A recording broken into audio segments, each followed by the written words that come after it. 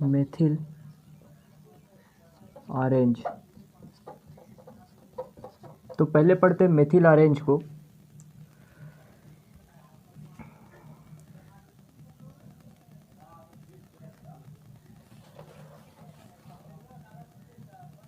यह एक महत्वपूर्ण अम्ल, ये महत्वपूर्ण अम्ल एजो रंजक है। ये महत्वपूर्ण अम्ल एजोरंजक है जो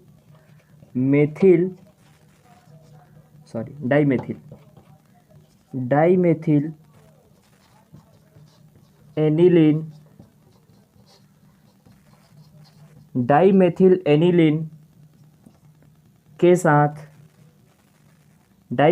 एनिलीन के साथ डाई एजोटीकृत सल्फोनिलिक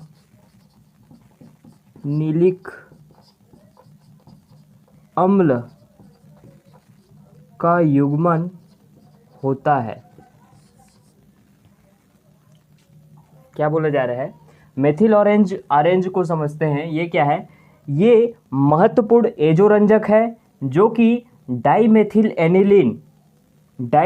एनिलीन और डाई एजोटीकृत सल्फोनिक अम्ल के साथ युग्मन करके इसको बनाया जाता है। यदि इसकी रासायनिक अभिक्रिया देखें तो इसकी रासायनिक अभिक्रिया में HO3S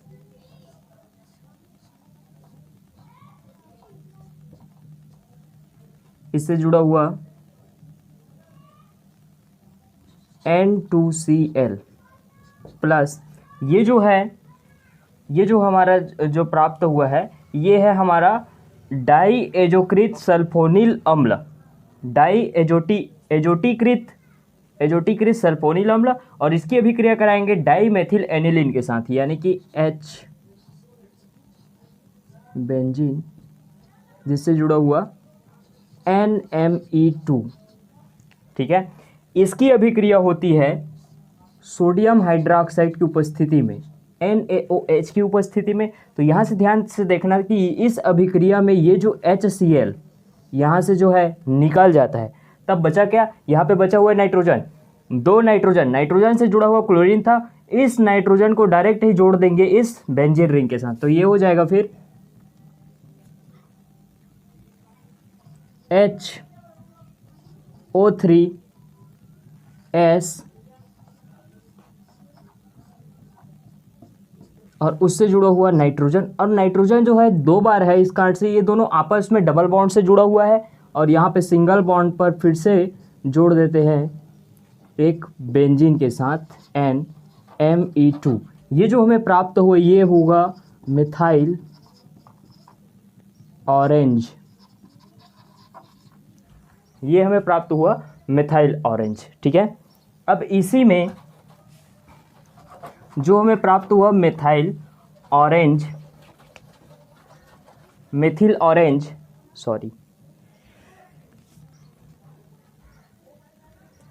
तो मिथिल ऑरेंज हमें जो प्राप्त हुआ उसको सिल्क, यह ऊन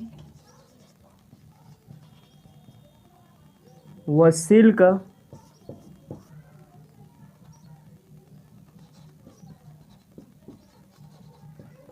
को नारंगी रंग में रंगने के लिए किया जाता है इसका उपयोग। और ये जो रंग है आसानी से उड़ जाती है, ये जो रंग होती है आसानी से उड़ जाती है। ठीक है, ऊन और सिल्क को नारंगी रंग में रंगने के लिए इसका उपयोग किया जाता है, और ये रंग जो होता है वो आसानी से उड़ सकता है। तो यहाँ से देखना, अम्ल व क्षार के अनुमापक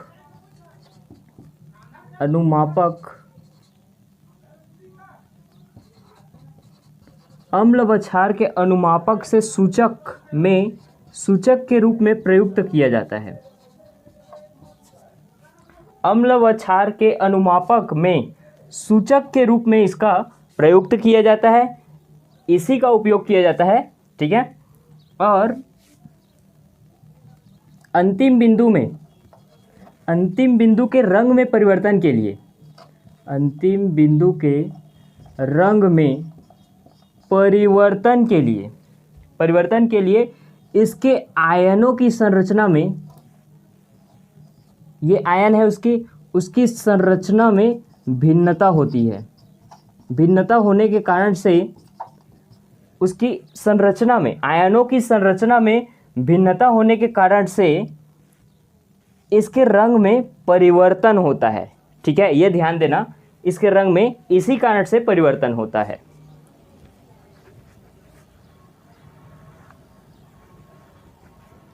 तो इसको एक बार फिर देखें तो इस प्रकार से बोल सकते हैं कि ऊन व सिल्क को नारंगी रंग में रंगने के लिए इसका उपयोग किया जाता है। ये जो रंग होता है वो आसानी से उड़ सकता है। ठीक है, और अम्ल और क्षार के अनुमापक में सूचक के रूप में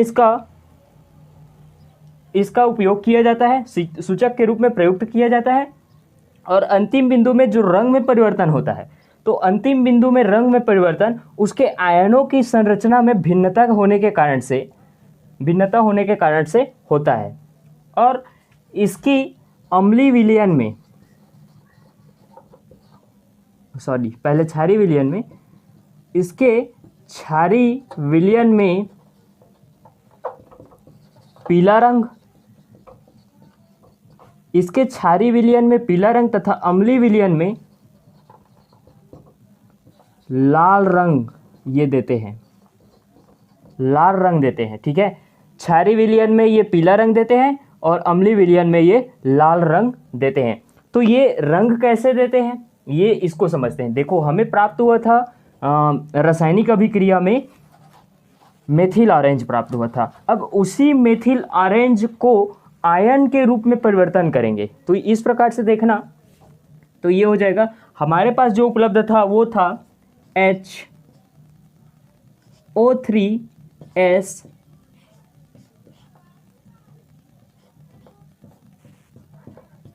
और उससे जुड़ा हुआ नाइट्रोजन, डबल बॉन्ड नाइट्रोजन, और उससे जुड़ा हुआ ये हमें प्राप्त था। ठीक है, तो ये मेथिल ऑरेंज है। अब देखो, इसमें एक चीज अनुपस्थित रहता है। ये देखो, ये ऑक्सीजन से जुड़ा हुआ हाइड्रोजन रहता है। इस हाइड्रोजन को यदि निकाल दे तो इस पर चढ़ जाता है माइनस चार्ज, क्योंकि ये अपना इलेक्ट्रॉन वापस ले लिया। इलेक्ट्रॉन लेने के कारण से इस पर चढ़ जाता है माइनस चार्ज, और यहाँ पे हाइड्रोजन पर चढ़ जाता है प्लस चार्ज। प्लस चार्ज अपने इलेक्ट्रॉन को मुक्त करके इस प्रकार से ये बाहर निकला हुआ है। ठीक है, अब देखो, हमने क्या बोला था, क्षार में पीला रंग और अम्लीय में लाल रंग। ठीक है, तो यहां से देख सकते हैं ये जो है ऑरेंज, येलो, एल्काइल, एल्कालाइन, ये जो है येलो रंग का है। अब इसे हमने हाइड्रोजन आयन के माध्यम से इसको परिवर्तन करना है। तब देखो, ये जो हाइड्रोजन प्लस आयन है, अब इसमें देखो रिएक्शन, केमिकल रिएक्शन हो गया। रिएक्शन होने के बाद जो प्राप्त होगा, मैं इसको नीचे में लिख रहा हूँ। ठीक है, तो ये हो जाएगा, फिर ऑक्सीजन अपना आयन के साथ उपस्थित है, यहाँ तक सेम है, कोई परिवर्तन नहीं। लेकिन परिवर्तन इसमें यहाँ होगा, ये जो हाइड्रोजन है जाकर के नाइट्रोजन के साथ जुड़ जाता है। तब देखो, ये जो नाइट्रोजन है कुछ ऐसा बना हुआ है, कुछ ऐसा बना हुआ है। अब यहाँ से क्या होता है कि नाइट्रोजन के साथ जाकर के जुड़ जाता है हाइड्रोजन, इन दोनों को पास अलग हो जाता है। इसके पास देखो, नाइट्रोजन पास एक इलेक्ट्रॉन हो जाता है। यानी कि ये बोल सकते हैं कि यदि दोनों डबल बॉन्ड में हैं, इस कारण से इसका पहले बॉन्ड टूटता है। टूटने के बाद नाइट्रोजन पास एक इलेक्ट्रॉन, नाइट्रोजन पास एक इलेक्ट्रॉन, ये अपना एक इलेक्ट्रॉन हाइड्रोजन के साथ जुड़ जाता है।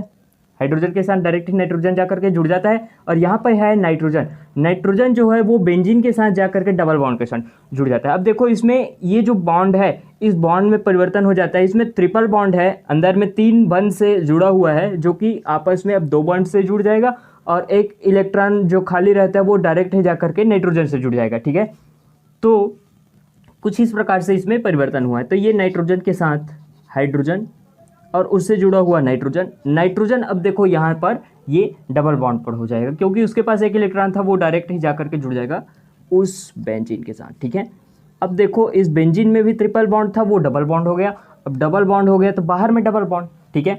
तो ये हो जाएगा फिर नाइट्रोजन Me2। अब देखो नाइट्रोजन के अंतिम कोष में होता है 5 इलेक्ट्रॉन, ठीक है। 5 इलेक्ट्रॉन में ये दो तो Me जुड़ा हुआ है, ठीक है, 2 Me जुड़ा हुआ है, एक जो है उससे जुड़ा हुआ है, लेकिन एक इलेक्ट्रॉन की आवश्यकता फिर से होती है, तो एक इलेक्ट्रॉन फिर से जुड़ गया। अब इसके पास जो बचा हुआ एक इलेक्ट्रॉन है, ये नाइट्रोजन जो होता है उसको मुक्त कर देता है। मुक्त करने के कारण से नाइट्रोजन पर चढ़ जाता है प्लस चार्ज, ठीक है, प्लस चार्ज चढ़ जाता है। तो ये जो हमें प्राप्त हुआ ये रेड एसिडिक सॉल्यूशन, ये एल्काइली सॉल्यूशन ये प्राप्त हुआ है, ठीक है। तो ऐसा होता है। उसके बाद फिर अगला देखते हैं इसमें ऑरेंज मिथाइल के बाद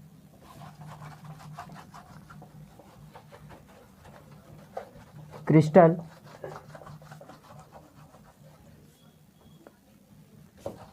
वायलेट,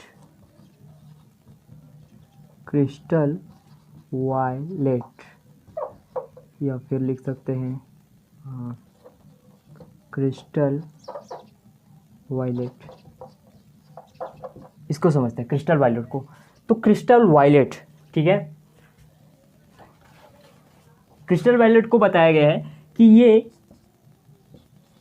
POCl3 या COCl2, देखो जी यहाँ पे ये है कि CO लिखा हुआ है, तो C और O ये कार्बन है, ये ऑक्सीजन है।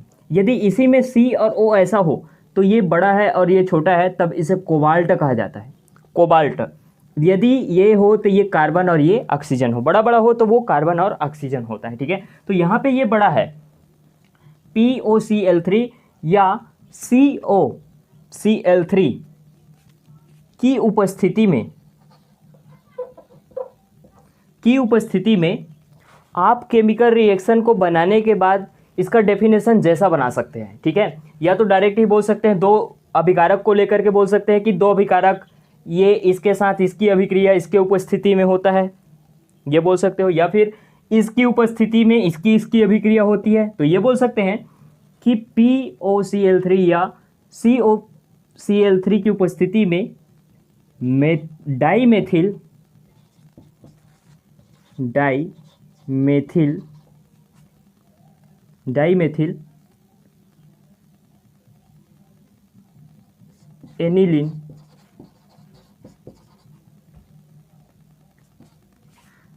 के साथ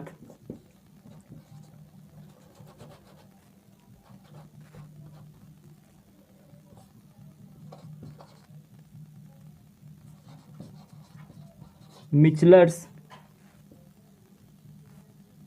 कीटोन को गर्म करने पर COCl2 की उपस्थिति में डाईमेथिल एनिलीन के साथ मिचलर्स कीटोन को गर्म करने पर 1883 में कर्न नामक वैज्ञानिक ने इसे सर्वप्रथम दिया था। इस सिद्धांत को सर्वप्रथम 1883 में कर्न नामक वैज्ञानिक ने दिया था। तो इसे इस प्रकार से भी बोल सकते हैं, देखो हमने क्या बोला था, दो अभिकारक को पहले लेकर के बोल सकते हैं, यानी कि ये बोल सकते हैं कि डाईमेथिल एनिलीन और मिचलर्स कीटोन को POCl3 या COCl3 की उपस्थिति में गर्म करने पर, ये बोल सकते हैं। या फिर ऐसे बोल सकते हैं कि POCl3 या COCl3 की उपस्थिति में डाईमेथिल एनिलीन के साथ मिचलर्स कीटोन को गर्म करने पर क्रिस्टल वायलेट प्राप्त होता है। तो अब देखो क्रिस्टल वायलेट प्राप्त होता है, तो यहाँ से डाईमेथिल एनिलीन और मिचलर्स कीटोन को आपस में रिएक्शन कराते हैं। तो ये रासायनिक अभिक्रिया में देखते हैं मिचलर्स कीटोन, यानी कि ये हो जाएगा Me2N उससे जुड़ा हुआ ये CO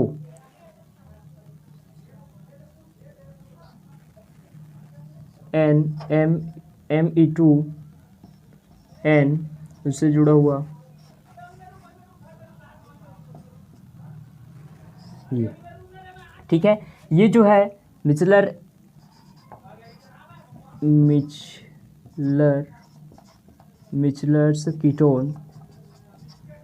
मिचलर्स कीटोन की अभिक्रिया कराते हैं डाइमेथिल एनिलीन के साथ, यानी कि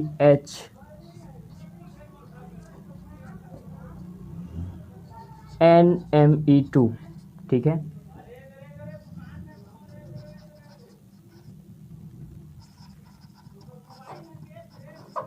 मिथाइल एनिलीन की अभिक्रिया किसकी उपस्थिति में कराएंगे? COCl2 की अभिक्रिया कराते हैं। अब देखो अभिक्रिया में जो हमें प्राप्त होगा उसको ऊपर में लिख रहा हूँ, ठीक है। ये हो गया मिचलर कीटोन और ये हो जाएगा methyl aniline, methyl aniline, dimethyl aniline, sorry di ना, तो ये हो जाएगा डाइमेथिल एनिलीन और ये हो जाएगा COCl2। अब इसकी अभिक्रिया कराते हैं तो देखो यहाँ से ध्यान से देखना। अब ये देखो ये है Me2N उससे जुड़ा हुआ है ये, उससे जुड़ा हुआ कार्बन, ठीक। ये देखो कार्बन, अब इसको इस ऑक्सीजन को देखना, ये ऑक्सीजन इस CO के साथ बना लेता है कार्बन डाइऑक्साइड, तो ये हो जाएगा COCO2, समझ में आया।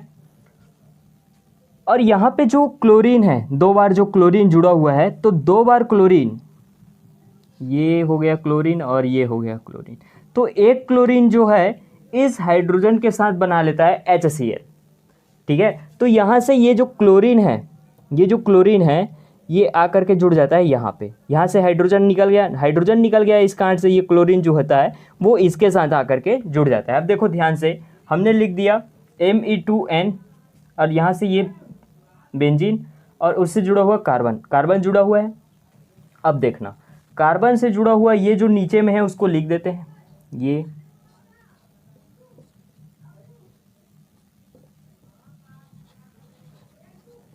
इसको लिख दिए, ठीक है। अब देखो इस कार्बन से जुड़ा हुआ ये है, ठीक है, तो इससे डायरेक्ट ही ये डबल बॉन्ड से जुड़ जाएगा,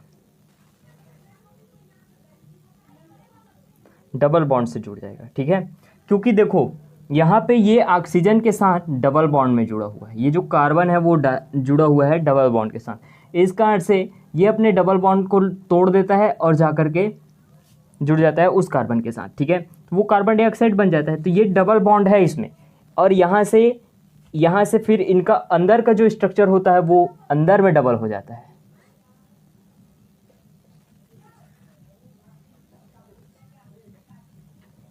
तो ये हो जाएगा डबल, और उससे फिर जुड़ा हुआ होगा फिर डबल, तो डबल बॉन्ड होगा फिर से, तो ये हो जाएगा NME2 और उससे जुड़ा हुआ क्लोरीन एक बचा हुआ था, ठीक है। और जो बाहर निकलता है कार्बन डाइऑक्साइड के रूप में और HCl के रूप में, ठीक है। तो इस प्रकार से रिएक्शन होता है, और ये जो हमें प्राप्त हुआ ये क्रिस्टल वायलेट प्राप्त होता है, ठीक है। क्रिस्टल वायलेट जो हमें प्राप्त होता है। अब इसमें देखो ये हो गया रासायनिक अभिक्रिया, ठीक। अब इसमें भी कुछ विशेष बातें हैं, उसको बताते हैं आप लोगों को। क्रिस्टल वायलेट जो होता है,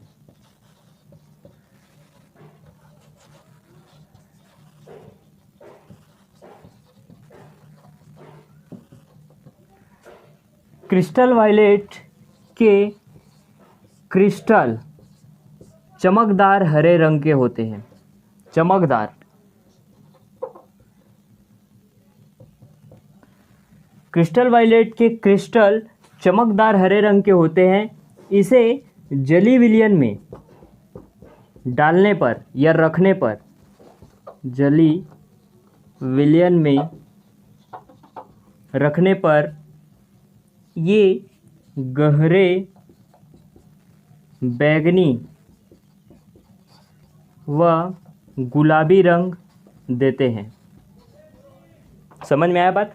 क्या बोले हैं कि क्रिस्टल वायलेट के क्रिस्टल चमकदार हरे रंग के होते हैं, जिसे जली विलयन में रखने पर गहरे बैंगनी व गुलाबी रंग देते हैं। प्रबल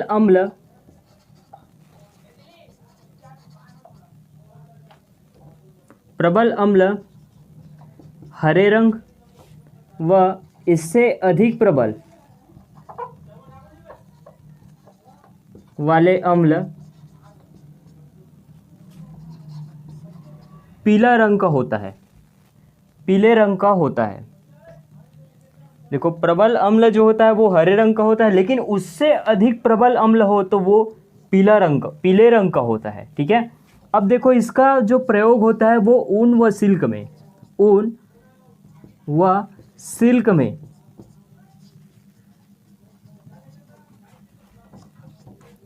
ऊन व सिल्क में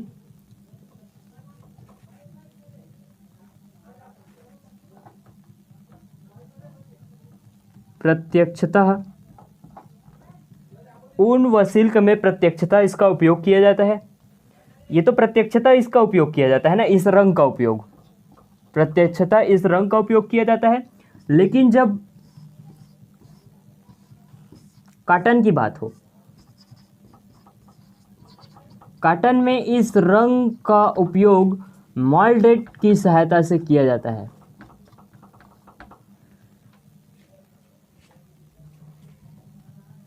मॉर्डेंट की सहायता से इस रंग का प्रयोग इस कॉटन में किया जाता है। ठीक है।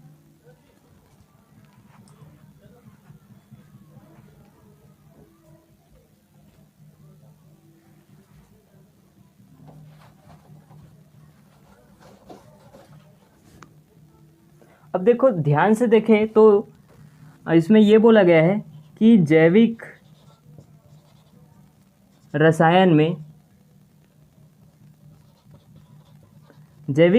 में इस क्रिस्टल वायलेट का उपयोग जो होता है वो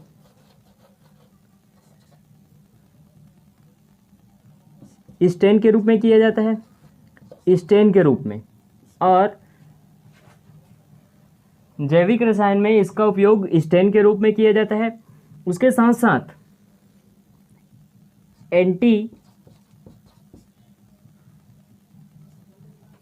एंटीबायोटिक के रूप में, एंटीबॉडी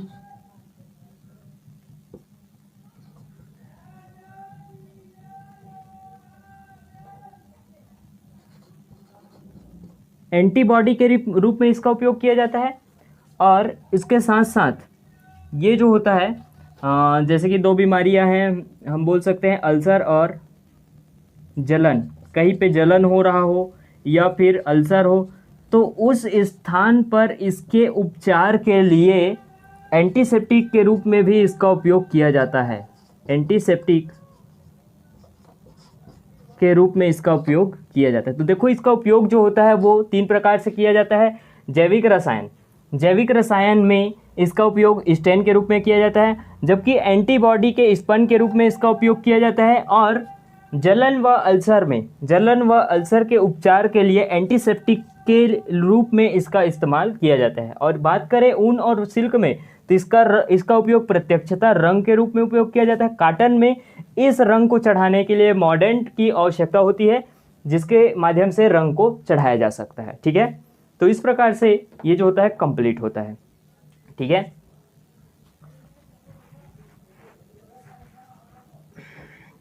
गर्मी का दिन है यार, पसीना आ जाता है। ठीक है, वही। So thank you.